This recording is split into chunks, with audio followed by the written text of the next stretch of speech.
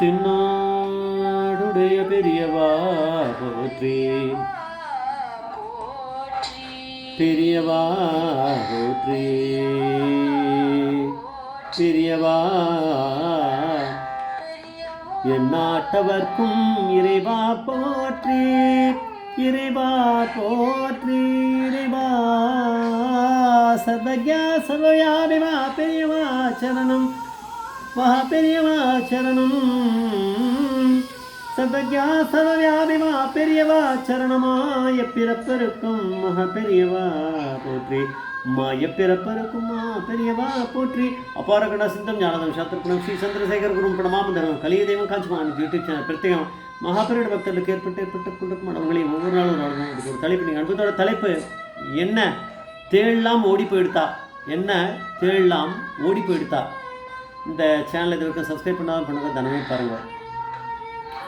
என்ன தேழலாம் ஓடி போயிடுத்தான்னா அந்த பரமேஸ்வரன் கேட்குற கேள்வி, அது எப்படி ஓடி போயிடுத்தா இருக்கான்னு யார் சொல்ல முடியும்? பெரியவா அப்படிங்கிற பரமேஸ்வரன் தான் அந்த உற்பத்தியே பண்ணுறாரு. அவர் தான் அதை அந்த தேழலாம் அங்கே கொண்டு வந்ததே அந்த பரமேஸ்வரனால் தான் முடியும்னா அதெல்லாம் காணாமல் போக வைக்க அந்த பரமேஸ்வரனால் தானே முடியும். அதுதான் அந்த நடந்த இன்சிடெண்ட்டு.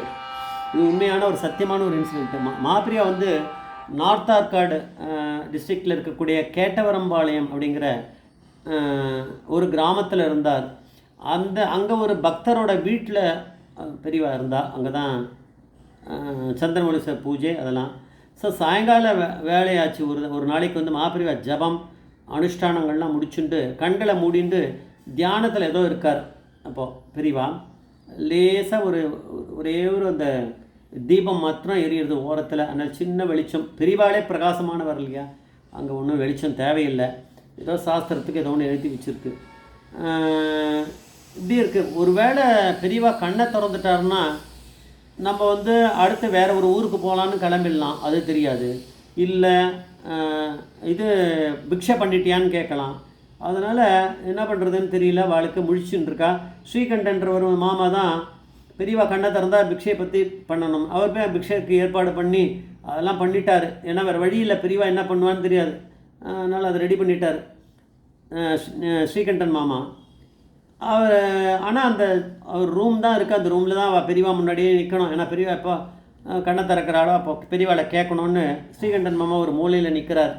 கூட வேறு ஒரு அணுக்குத்தொண்டர், பேரை சொல்லலாவா அந்த இன்டர்வியூவில், அவர் அங்கே நிற்கிறார். அவர் கொஞ்சம் புதுசாக வந்தவரான் அவர் இருக்கிறார். அப்போது திடீர்னு பார்க்குறா பெரியவா ஒரு மனை இருக்குமே, அது மேலே உட்காந்துட்டு தியானத்தில் அப்படி இருக்கார் கண்ண முடியும்.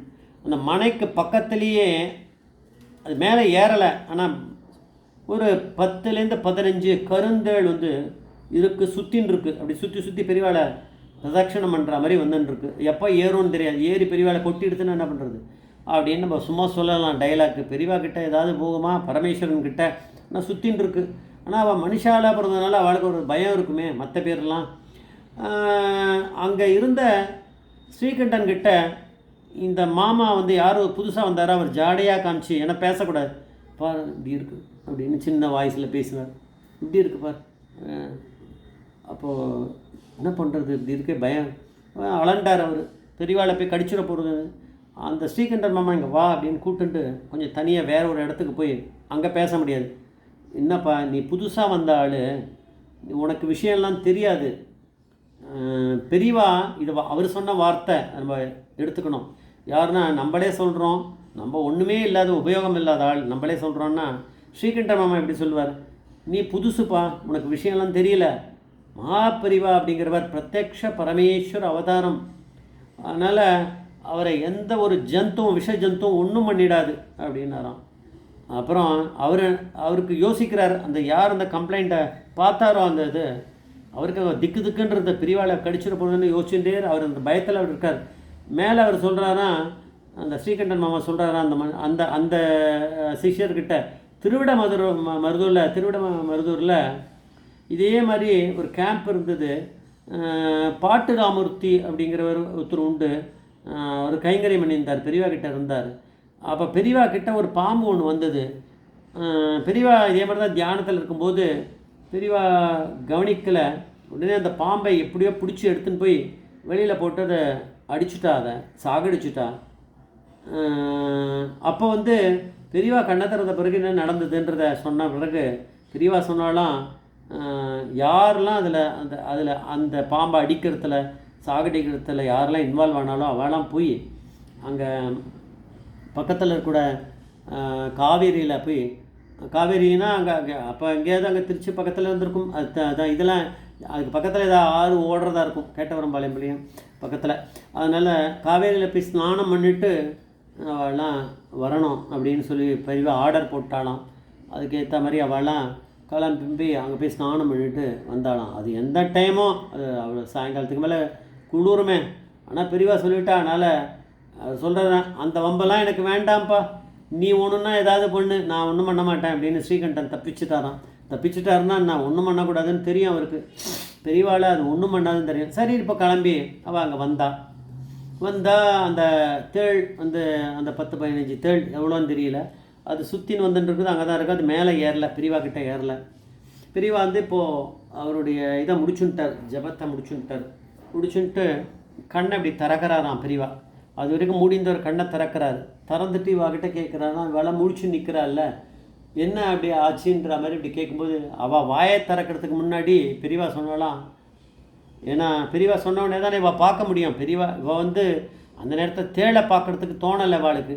பெரியவா கண்ணை திறக்கிறா, பெரியவா கிட்ட இந்த தேள்லாம் இருக்குதுன்னு சொல்லலாம் அப்படின்னு ஸ்ரீகண்டனும் சேர்ந்து தான், ஸ்ரீகண்டனும் அந்த இன்னொரு சிஷ்யரும் வாயை திறக்கிறா. அது முக்கால்வாசி அந்த பக்கத்தில் இருந்த சிஷ்யர் தான் வாயை திறந்துருப்பார். பேசலான்னு அறையும் போது பெரியவா பேசுகிறாலாம், என்ன அந்த தேள்லாம் ஓடி போயிடுதா அப்படின்னாராம். எங்கே ஓடி போயிடுது, பெரியவாளை கொட்டை போகிறதுன்னு தானே பேச ஆரம்பிக்கிறோம் அப்படின்னு நினச்சிட்டு அவள் அங்கே பார்த்தா தேள்லாம் காணோம். அந்த 10-15 தேள் அங்கே இருந்து சுற்றின்னு வந்தது, எங்கே இருந்தது, எங்கே போச்சு யாருக்கு தெரியும். அதெல்லாம் அந்த ஜந்துக்கள்லாம் உருவாக்கக்கூடிய பரமேஸ்வரன் தானே, அவர் தானே அதெல்லாம் அங்கே வருது. பரமேஸ்வரன் நினச்சா தான் அதெல்லாம் அங்கே வருது, உற்பத்தி ஆகுது. அதெல்லாம் காணாமல் போகிறது எல்லாம் பெரியவா அப்படிங்கிற பரமேஸ்வரன் மனசு வச்சா தான் நடக்கும். அதனால் அந்த அனுபவத்தில் சொல்கிறார், அந்த ஸ்ரீகண்டன் மாமாவோட ஒரு ரிலேட்டிவ் ஒருத்தர், அவர் தான் இந்த எக்ஸ்பீரியன்ஸை சொல்லியிருக்கார். அவர் பேர் என்னன்னு அதில் சொல்லலை, அவருடைய இதுவான். அவர் சொல்கிறார், இது எப்படி இருக்குது இந்த அனுபவத்தை பாருங்க, இது நடந்த விஷயம். பெரியவா அப்படி பதில் சொல்லியிருக்கா. ஆனால் அவர் கண்ணை திறக்கும்போது அது காணாமல் போயிடுது. இவா பயந்து போயிட்டு அங்கே பார்க்கும்போது அங்கே காணும் தேளை அப்படின்னா பெரியவா பரமேஸ்வரன். ஜெய் ஜெய்சங்கர் ஹரிசங்கர் மகாபிரிய பாதவேஸ்வரன் மகாபிரிய பாத